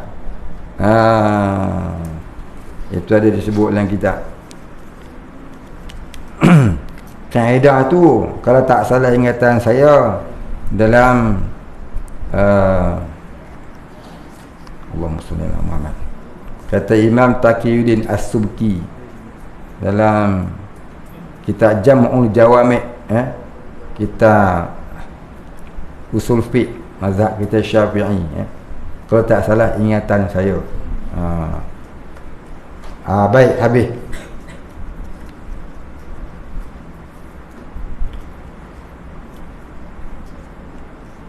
Habis dah ke? Oh, satu lagi.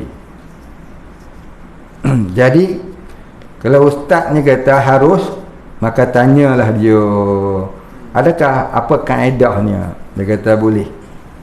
Ya, barangkali ada kaedah. Pasal dia pun untuk guru kat kot. Jadi saya reti saya kat tu lah. Dia kata harus makan makanan itu ni adalah lagi beberapa perbahasan.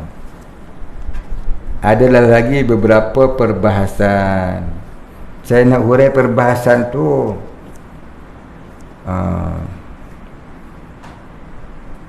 Panjang beberapa perbahasan. Takut jadi fitnah. Ya. Pasal yang tengok online ni ada yang baru belajar. Ada yang dah lama. Yang beberapa berbahasa tu nak kena main penduk. Kita kena buka kitab, kena menghalusi belajar. Ya, sebab saya pernah sebut satu benda.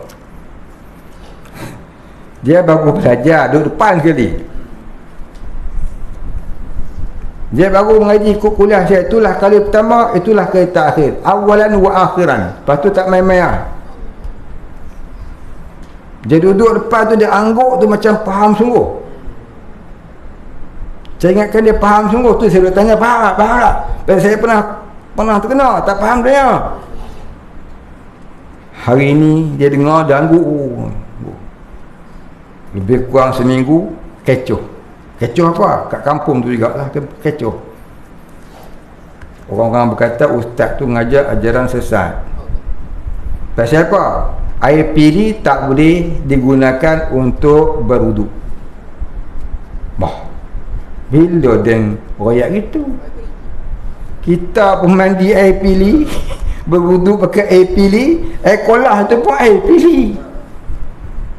Tiba-tiba dia kecoh kat kampung tu, dia kata Ustaz Anwar Helmi ngajar air pili tak boleh digunakan untuk berwuduk. Lepas tu dia kata apa? Aku tak pindah kuliah dah.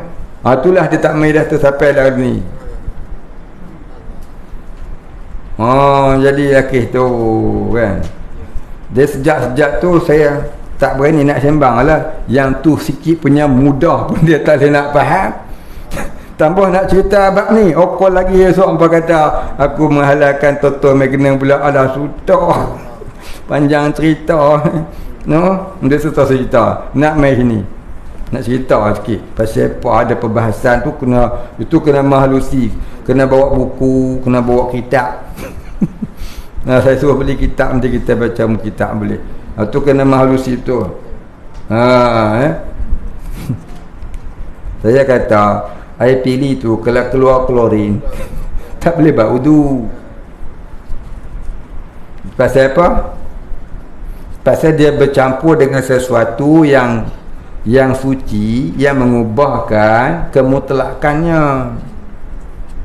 Maka jadilah air itu air yang telah bercampur dengan sesuatu,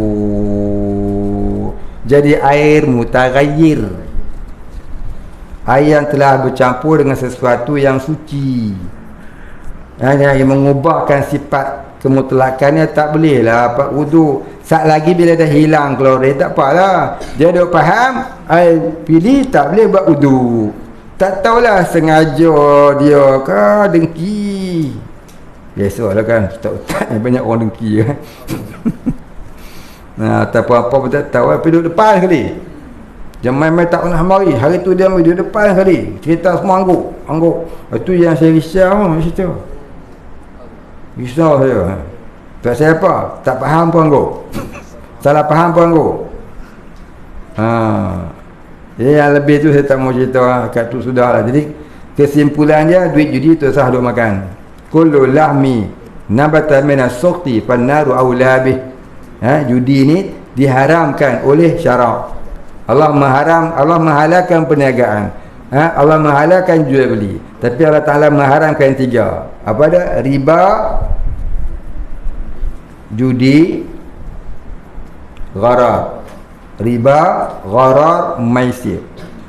Riba, judi, gharar. Gharar ini penindasan atau penipuan. Baik, habis.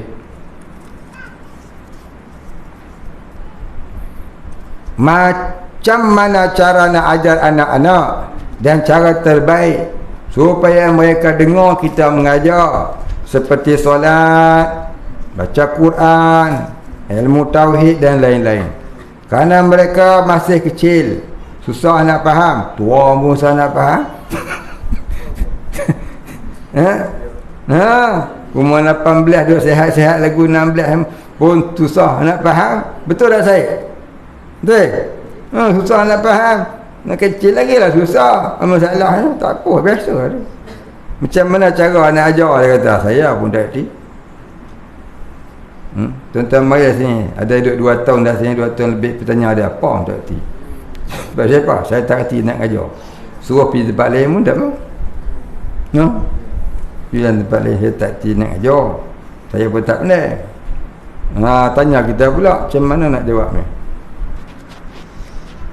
Cara terbaik supaya mereka dengar kita mengajar, seperti solat, baca Quran, ilmu tauhid dan lain-lain. Kerana mereka masih kecil, susah nak faham dan banyak main. Ni tak main pun tak faham. Mereka tak fokus. Saya ada dengar ibu bapa kena ajar anak sifat Allah sejak kecil lagi. Jadi gini je lah, kita ajarlah mereka sekadar kemampuan kita. Yang memberi mereka faham itu Allah. Orang paling hebat mengajar pun, kalau dia mengajar satu orang tu, kalau memang Allah Ta'ala takdir dia tak faham, dia tak faham juga. Macam rezeki lah, ilmu pun rezeki pun. Nabi kata, wa innama ana qasim wallahu yu'ti. Aku ini hanyalah pemberitahu, Allah jua yang memberi hidayah. Jadi kita ajarlah sekadar mana yang kita mampu, yang kita rasa itulah yang paling hebat. Kita sampaikan kat dia. Yang tu yang paling boleh, yang paling boleh kita bagi kat dia. Ya. Kerana buah rotan, buah rotan. Tapi rotan ditapak kaki, bukan ditapak tangan. Rotan ditapak kaki, bukan di kepala. Untuk kanak-kanak umur 10 tahun, bawah 10 tahun jangan di rotan. Atas 20 tahun pun jangan di rotan. Tagihan pula kena penajam. Susah. Betul tak? Kita 20 tahun ni cakap baik-baik lah. Nak ikut-ikut lah, tak nak ikut. Wallahu yu'ti. Allah jualah yang memberi hidayah. Buat macam mana? Terlebih umur kan? Terlebih umur. Bukan tak cukup umur, terlebih cukup. Dan terlebih cukup ni susah. Sekian banyak lagi dia sakit kepala kita. Kita dah lah tua, janggut dah putih. Suruh sangat-sangat lagi dia buah kapak lagi kan. Kita sebab tak nak silat. Jadi kaedah dia, kaedah tua-tua bangka lagu tu. Tak mau ikut juga. Kita doa je lah. Doa, buat baik dengan dia, kemudian berdoa untuk pada Allah agar Allah Ta'ala ubah perangai dia. Suruh-suruh sangat lagi dia benci kita, lagi parah. Tanda-tanda nak kiamat, anak membenci ayah. Baik.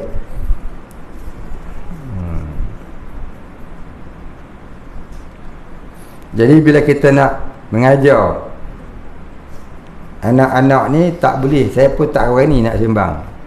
Pasal saya pun ada anak. Kita semua pakai ada anak ni, bagi orang yang ada anak lah. Ya, jangan sembang besar. Jadi kita sembang atas dasar muzakarah. Muzakarah ni apa dia? Kita menyampaikan apa yang kita reti lah,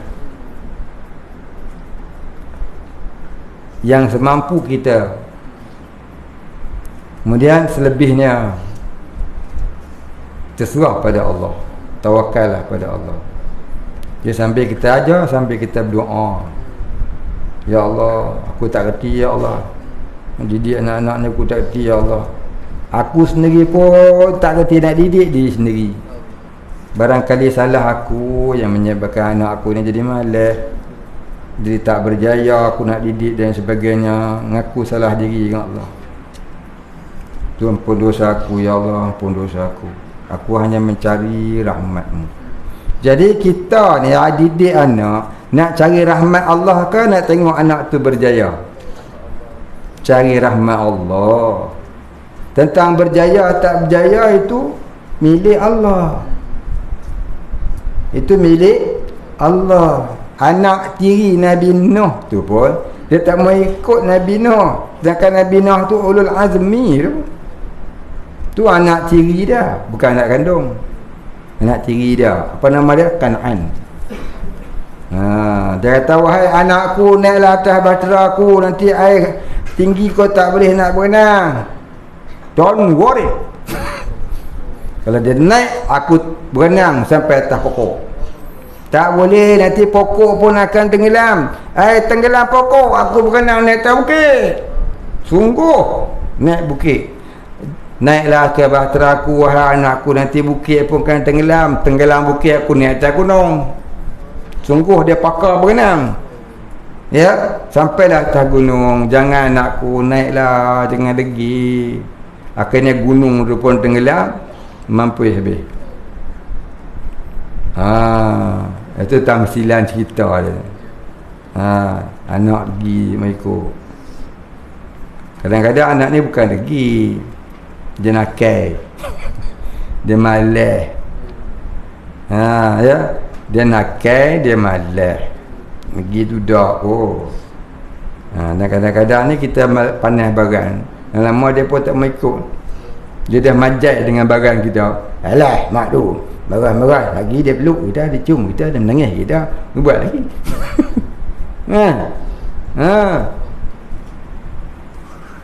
Dia anggap lagu tu oleh mak dia. Sebab tu kita ni kena hantar anak tempat orang. Kena hantar anak tu tempat orang. Anak orang boleh kita ajar, anak kita pergi ajak, pergi hantar tempat lain. Imam kau tadi suruh lagu tu. Kat kampung saya ada seorang tok guru. Anak dia tak ajar. Dia hantar ke tok guru lain yang ajar Quran. Dia ajar ke anak orang. Anak dia ni tak ajar. Pasal apa? Anak dia tak respect dah. Anak dia tak respect dah. Alah pak aku. Alah pak aku je pun. Dia anggap remeh pak dia. Tapi dia pergi ngaji kat tok guru lain, dia piak dia pergi juga. Kalau ayah ni tegur tak boleh main dia. Bela je. Ada orang lagu tu. Jadi tu kata tadi, kita ajar anak ni, kita harap rahmat Allah. Bukanlah kejayaan dia tu matlamat utama. Matlamat kita nak rahmat Allah. Begitu yang kita sampaikan ilmu pada orang, kita nak rahmat Allah. Nak rahmat Allah, kita tarik orang kepada Allah, bukan tarik orang pada kita. Kita tarik anak tu pada Allah, bukan tarik anak pada kita. Salah kalau kita tarik anak pada kita. Salah kalau kita tarik orang pada kita. Kita adalah niat aku tarik dia ni kepada Allah, bukan tarik pada aku. Aku nak rahmat Allah. Jadi mudah-mudahan kalau hari ni dia tak ikut kita, suatu hari dia akan ikut Allah. Barangkali hari ni dia tak mau ikut kita pasal dia tahu ni kemahuan mak, bukan kemahuan aku. Mudah-mudahan suatu hari, barangkali setelah kita mati, dia ikut kemahuan Allah. Masa itulah baru ternyata anak itu rupanya emas yang dulunya duduk di dalam lumpur.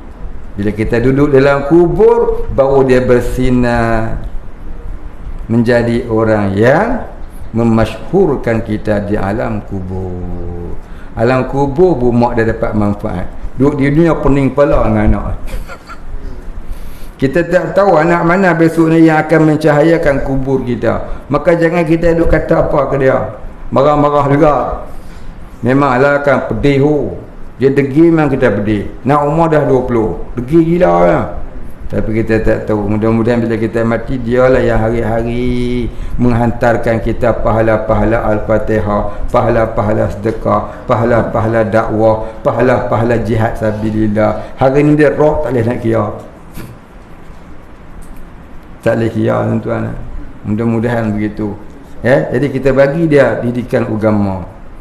Sebab ilmu itu nur. Al-ilmu nurun. Barangkali hari ini dia belum bercahaya sebab switchnya belum tekan. Bila kita mati esok berulah dia tertekan switch dia, pak, baru menyala. Rupanya itulah dia. Sebenar dirinya kita tak tahu. Semuanya di dalam takdir Allah. Nah, jangan putus asa lah. Minta doa dengan Allah Ta'ala. Wallahu a'lam. Jadi kaedahnya tu kena kuat hati dengan Allah.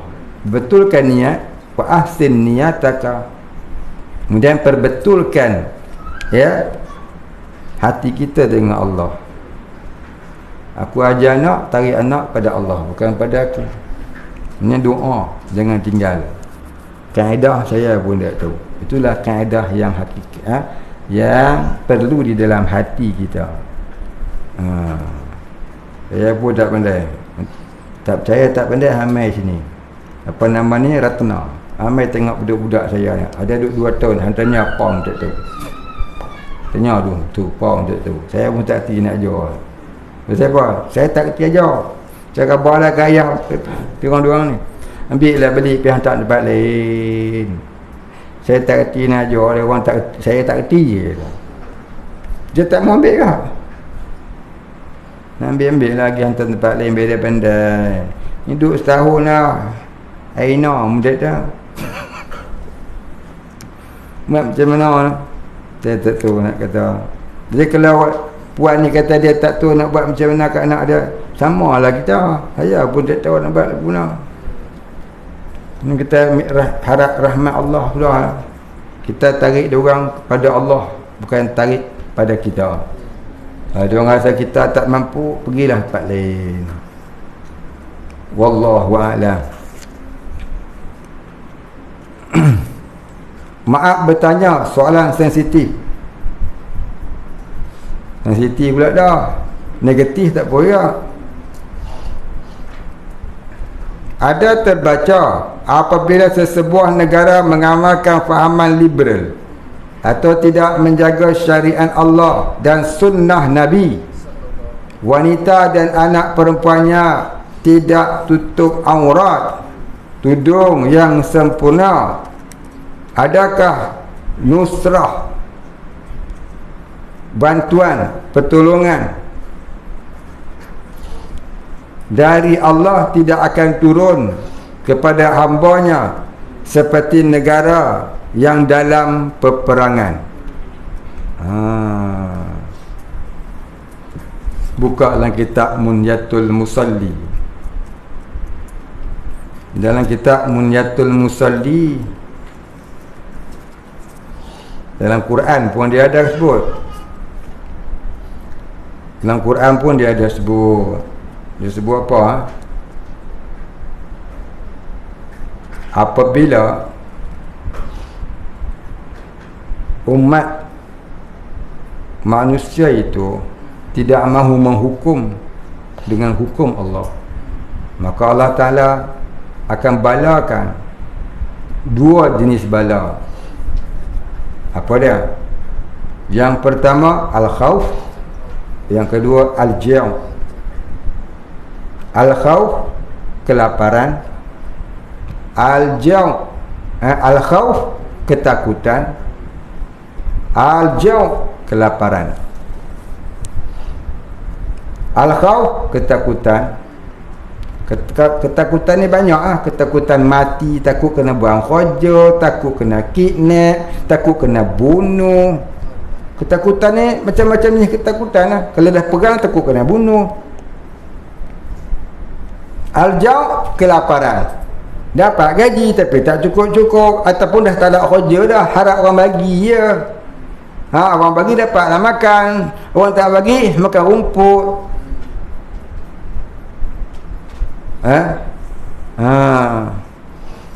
Jadi janganlah kita jadikan Palestin tu pula sebagai tempat untuk buat contoh.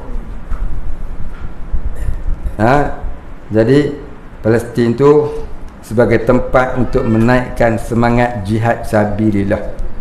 Jangan jadikan Contoh, daripada mereka tu duk jual tanah dekat orang Israel. Lepas tu je lagu tu jangan-jangan. Barangkali yang buat lagu tu tak banyak, sikit ya. Jadi bila Allah turunkan bala, yang soleh-soleh pun kena, yang solehah pun kena. Dia masalah dia. Bila Allah turunkan bala, bukan sekadar yang jahat-jahat kena, yang soleh-soleh, yang baik-baik, warak, wali-wali pun kena. Ini ya salah dia. Ya. Dulu ni ada satu orang ulama di Palestin, dia kata jangan jual tanah pada orang kafir, hukum ni haram. Akhirnya ulama tu ditangkap, dipenjarakan. Jadilah barang yang jadi. Habis tu ulama-ulama lain pun terkena. Tu pada nak cakap, tapi itu hikmahnya ada, kita tak tahu. Hikmahnya itulah perjalanan nak menuju kiamat. Ya, macam Nabi Adam nak turun ke dunia. Allah jadikan satu asbab makan buah khuldi. Hikmahnya nak menurunkan umat manusia di muka bumi. Inni ja'ilun fil ardi khalifah. Jadi lebih pada tu kita serah pada Allah. Jangan jadikan contoh tak baik untuk Palestin. Jangan jadikan contoh tak baik untuk Palestin. Mereka banyak orang Islam. Barangkali itu adalah ujian bagi mereka, dan sebenarnya sebelum ujian banyak yang mati syahid, mati tak masuk neraka. Kita ni tak tahu lagi. Baik, habislah sekat tu. Wallahu a'lam. Al-Fatihah.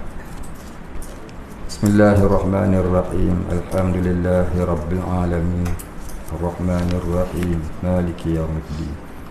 Iyyaka na'budu wa iyyaka nasta'in. Ihdinas siratal mustaqim. Siratal ladzina an'amta 'alaihim ghairil maghdubi 'alaihim waladdallin. Bismillahirrahmanirrahim. Alhamdulillahi rabbil alamin. Salatu wassalamu ala asyrafil anbiya'i wal mursalin wa ala alihi wa sahbihi ajma'in. Allahumma ighfir lana dhunubana warhamna wa antal ghafurur rahim. Allahumma ighfir lana dhunubana wa liwalidina warhamhum kama rabbayana shighara wa limashayikhina wa lilmuslimina ajma'in birahmatika ya arhamar rahimin.